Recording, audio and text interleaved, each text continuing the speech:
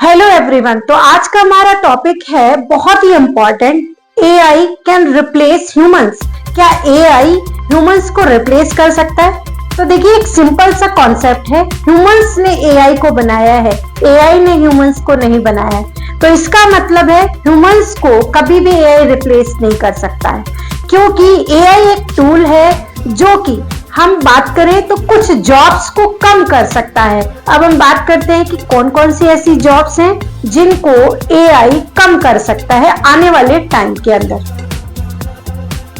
Yes, तो बात कर रहे हैं कि कौन कौन सी ऐसी इंडस्ट्रीज हैं जिसके अंदर जो ह्यूमंस की जॉब्स हैं वो खत्म हो जाएंगी या फिर बहुत कम हो जाएंगी।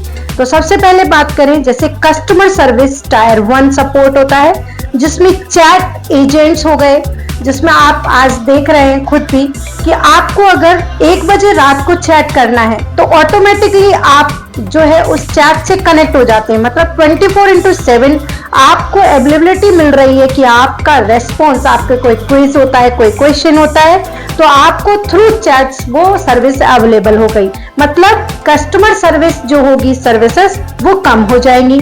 उसके अलावा डेटा एंड फाइनेंस और डेटा एंट्री, बुक कीपिंग, यानी कि अकाउंट्स का जो काम होगा, फाइनेंस से रिलेटेड जो आपका बेसिक ऑडिटिंग हो गई, ये जो जॉब्स होंगी वो भी कम हो जाएंगी। जैसे पहले टाइम पे आप देखते थे कि बहुत ज्यादा शीट्स बनाने में टाइम लगते थे और ह्यूमंस की जरूरत होती थी, लेकिन एआई टूल के थ्रू ये काम भी बड़ा थोड़े समय में हो जाएगा। उसके साथ साथ ह्यूमंस जो है उनकी जॉब्स भी खत्म हो जाएगी।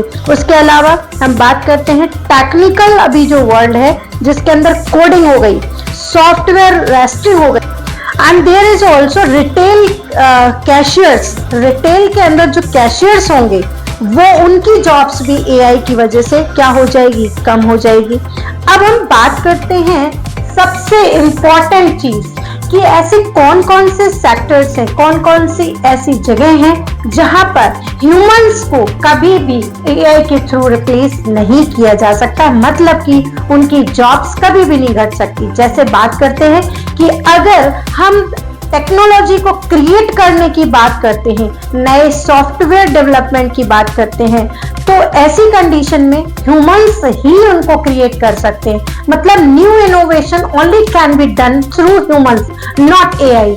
एआई जो होगा उसमें कभी भी आप समझिए ह्यूमैनिटी नहीं होती है, बिकॉज एआई एक्चुअल में, मैंने सिंपल वे में कहा, टेक्नोलॉजी क्या है, वो चीजें जो हम कोड कर रहे हैं, मतलब ह्यूमंस क्या कर रहा है, उनको कोड कर रहा है, मतलब जनरेट कर रहा है। तो ह्यूमंस के अंदर ह्यूमैनिटी होगी, कभी भी रोबोट्स के अंदर ह्यूमैनिटी नहीं आ सकती है। तो ऐसे बहुत सारे काम होंगे, जैसे आप अगर बात करें कि कोई ऐसी कॉम्प्लेक्स सिचुएशन हो गई जिसके अंदर डिसीजन मेकिंग की अगर सिचुएशन होगी तो humans only can take the decisions. AI कभी भी डिसीजंस कॉम्प्लेक्स सिचुएशन में नहीं ले सकता है।